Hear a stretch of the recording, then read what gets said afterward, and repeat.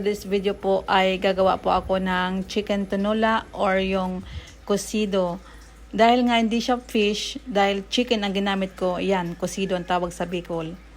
So ayan guys, so chicken soup na lang guys. Ayan, so nilagyan ko siya ng bawang, sibuyas, and then wala siyang kamatis, nilagyan ko ng luya. Ayan, so after niya, tatakpan ko muna siya guys.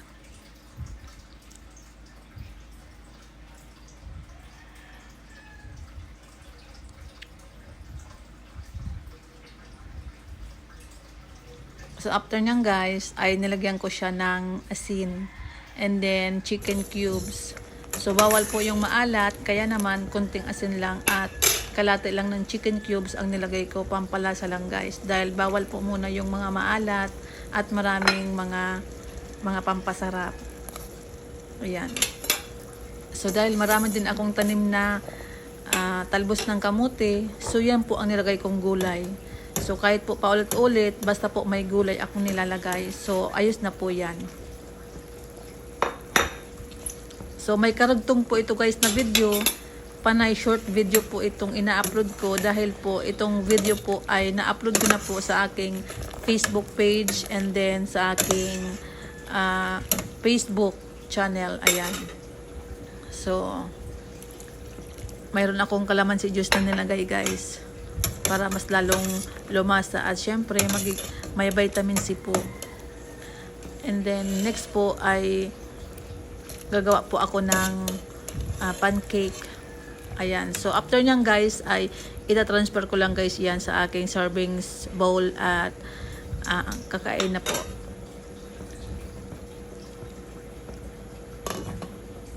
So ayan na po, luto na ang aking chicken soup.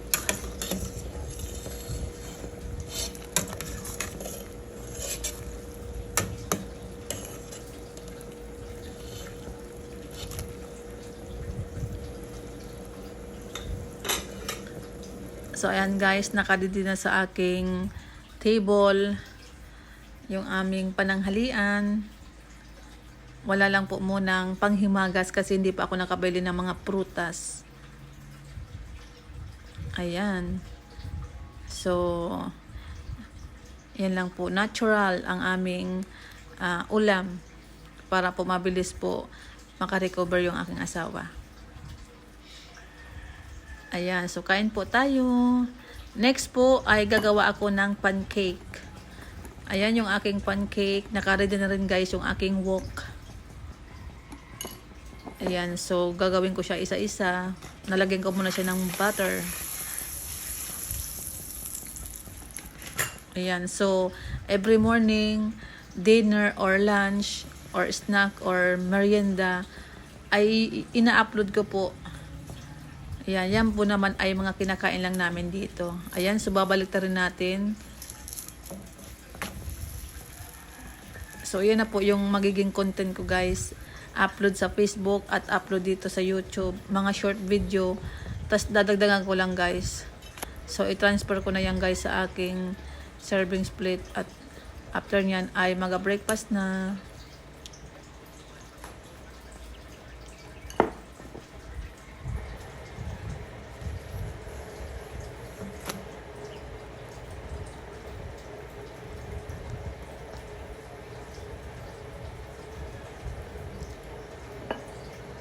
Ayan guys, nakatapos na ako magluto ng pancake. Mayroon ako guys dyan na niready na kape. Ayan. So kay Habi ay gatas. So that's it guys for this video. Next ay gagawa po ako ng another dish. Ayan, so mag-breakfast na po. Kain po tayo. Shoutout muna guys sa ating mga viewers. And then sa aking Team Rich and Team Crystal Gym at sa lahat ng team guys. Maraming salamat. Ayan guys. Napaka smooth and fluffy niya. Ayan, sarap ng pancake. May kasamang kape.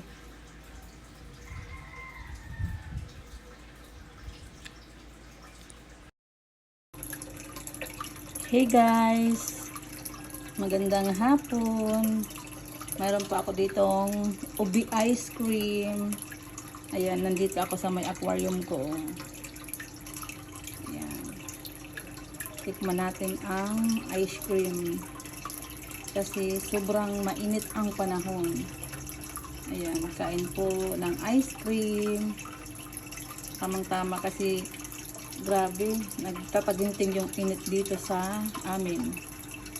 Yan. So, thank you for watching guys. See you on my next vlog. Shout out to all. Thank you sa always support nyo. God bless. Hey guys, so for this video po ay ready na ang aming dinner. So, kain po tayo. Naka-ready na yan. Ayan, so hindi po ako guys nagsasawa na magluto ng kahit pa ulit-ulit yung isda. Basta may sabaw at talbos lang ng kamuti at iba pang gulay ay okay na guys. So, thank you for watching. See you on my next vlog. Shout out to all. Thank you guys sa always support nyo. Hey guys, so for this video ay ito na naman yung ulam namin. Walang kasawaan sa nilagang chicken or soup. Dahil po ay mayroon tayong pinapakain na bawal muna sa mga gisa-gisa. Kaya lagi akong may sabaw. So, ito na yung gulay. Bagyo pichay. May nilagay pala ako dyan na ano. Ito. Ayan. Dahon sibuyas. Ayos na yan.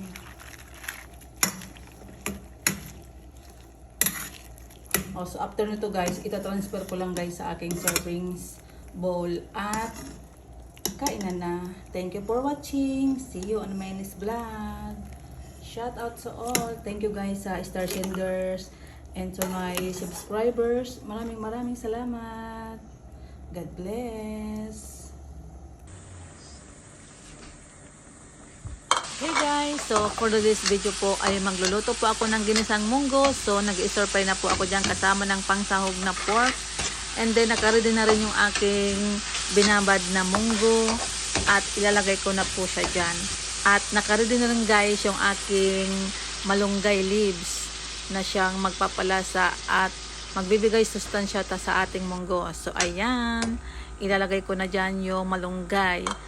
Ayan, so okay na siya guys. After ilang minuto ay itatransfer ko na yan sa aking servings plate at kainan na. Thank you for watching.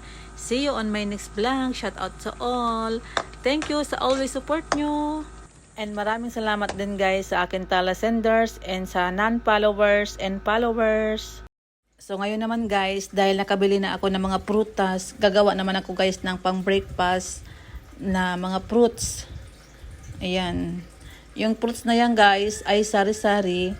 So kabilang na dyan guys ang ating veggies ng pipino.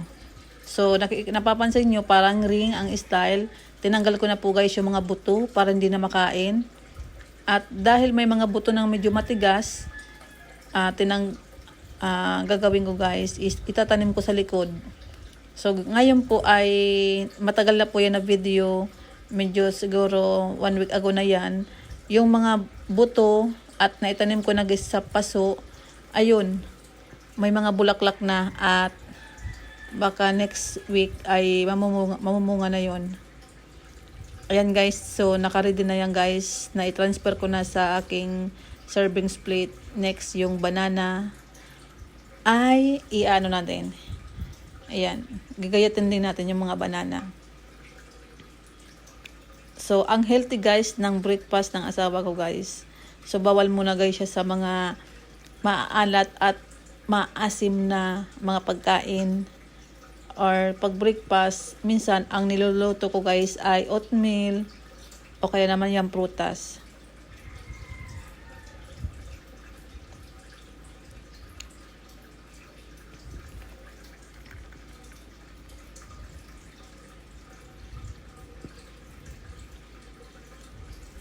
So next naman guys, gayatin natin yung orange.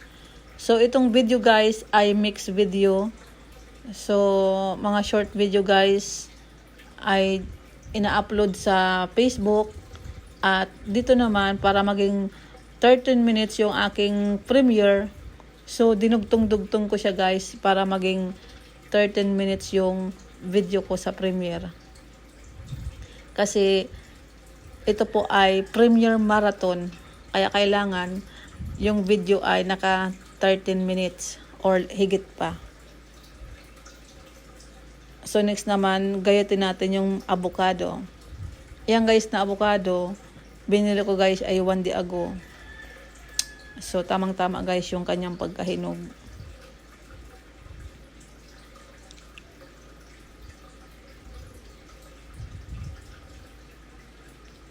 So, ginayat ko lang siya. In-slice ko, hindi ko siya ginawang shake. Para kakain na lang siya, kukuha na lang dyan sa plato or plate. So, may nakaread ako guys dyan na coffee at saka bread. Kay Habi ay milk.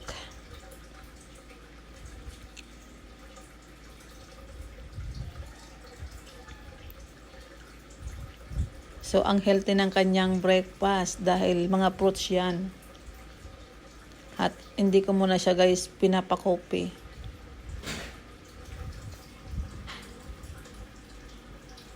After ko ma-slice, i-transfer ko lang guys sa aking plate. At nagpakulo pala ako guys ng tubig. Ayan. Kumulo na siya. Nandiyan na yung aking mga eggs. Kukuha lang ako guys ng isang piraso at isasama ko sa kanyang breakfast. So, ayan na guys. Ayan. So, i-slice ko lang siya guys at ilalagay ko sa kanyang plate na may mga fruits. Ayan, so nakaready na guys. Kukuha na lang siya. At kakain na siya. Hanggang mamayang hapon yan guys, i-merienda niya. Pag hindi niya naubos. So isang piraso na ng itlog lang. Para hindi siya makolesterol. Steam lang yung ginawa ko or pinakulo. Mayroon ako guys na macaroni salad. Yung natural lang guys, wala masyadong halong sauce. Ayan, so coffee time, breakfast time, kain po tayo. Ang healthy ng kanyang breakfast para mabilis siya makarecover. So that is guys for this video. Thank you for watching. See you on my next vlog. Shout out to all. Thank you guys sa aking subscribers, viewers, and followers, my YouTube members.